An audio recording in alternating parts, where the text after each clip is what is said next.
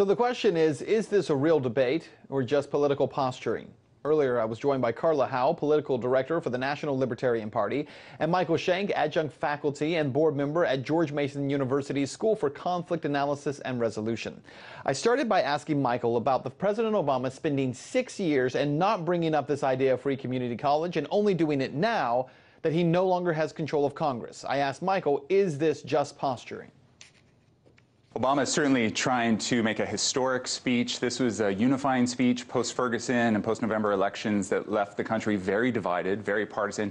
He's trying to unify. So there's some political posturing, no doubt. He was very 30,000 foot on a lot of his speech, rarely drilling down and being granular. On this, however, if you look at the high rates of poverty, the high rates of income inequality in America, they're some of the highest in the rich world. This is how you address some of that. Yes, it's going to cost. Yes, someone has to pay for it, but it's ultimately costing our economy not to do it. We've got the highest rates in the rich world in terms of income inequality and poverty. Educational opportunity, economic opportunity are ways to fix that. College is the road to that. Michael, you make a good point there, but at the same time, Carla, none of those issues have really been significantly changed over the past 6 years.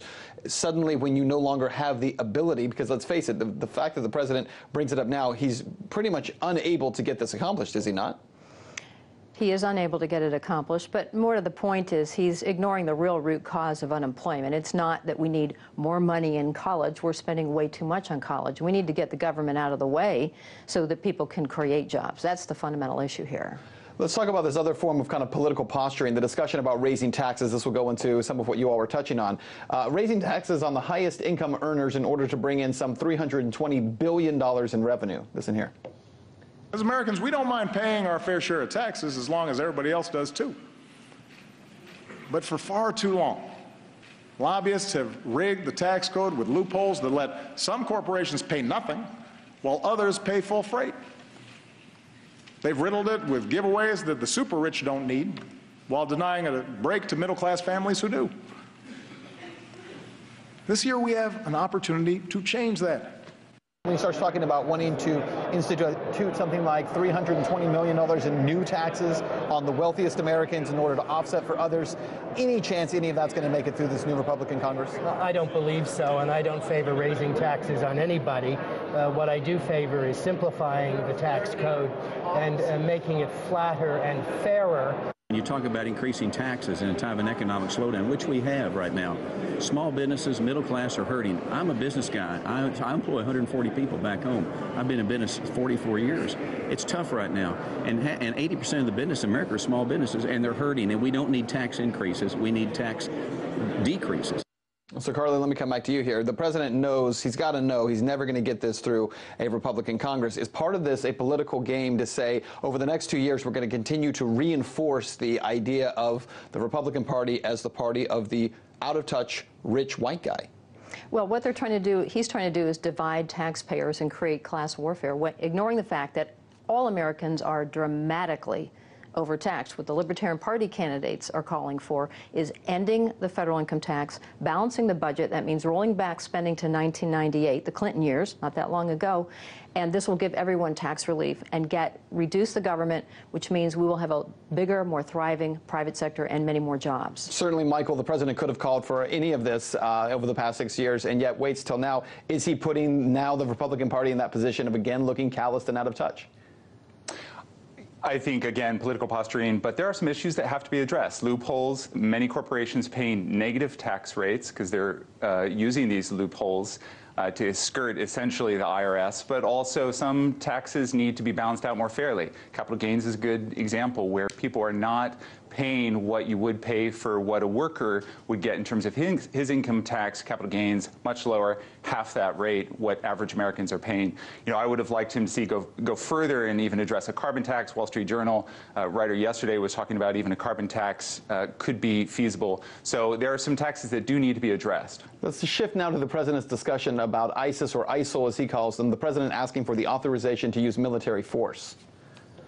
Tonight, I call on this Congress to show the world that we are united in this mission by passing a resolution to authorize the use of force against ISIL. We need that authority. He talked about getting that authorization for force, military force against ISIS in Iraq and in Syria. You think that he'll get that? He called them two wars, didn't he? You did. Well, I've been around here for 46 years, and I haven't heard anybody declare war. So I don't know how do you get authority without declaring war. So it's going to be very interesting to hear the president ask the Congress to declare war against whom? ISIS. This is going to be a good debate. I'm anxious to hear it. Does Congress need to step forward at this point and make a clear declaration here? I do believe when we talk about military engagement, we are better off when we act as a country united. And that means Congress should weigh in on these matters. And I support the president's request to ask Congress for that authority. Now, if we're going to grant that authority, there's going to be some hard questions that have to be asked of this commander-in-chief. And what's the plan? What's the strategy? How are you going to make sure that we don't get entangled in a long-term nation-building effort that we have seen problems in the past from? So those are questions that are still unanswered, and a blanket delegation of authority like that to the president, and this president in particular, this commander-in-chief, is something that to me is very dangerous, and at this point in time would not support a blanket authority delegation like that. Michael, it seems to me that the president is saying to Congress here, you can't just stand on the sidelines and criticize. You have to put your names on this by asking for this authorization to use military force. As Charlie Rangel pointed out there, we're already involved in these countries, so now bringing Congress back into it, what say you?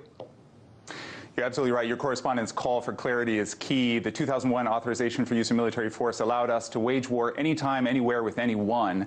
So obviously I'm in favor of an AUMF that's a little bit more specific, a little bit clearer, but I don't think the war against ISIS has been particularly effective. It's been very costly, but not very effective up until this point. Congress has to assert its authorization, but we have to first repeal the 2001, which allowed us to wage war anytime, anywhere.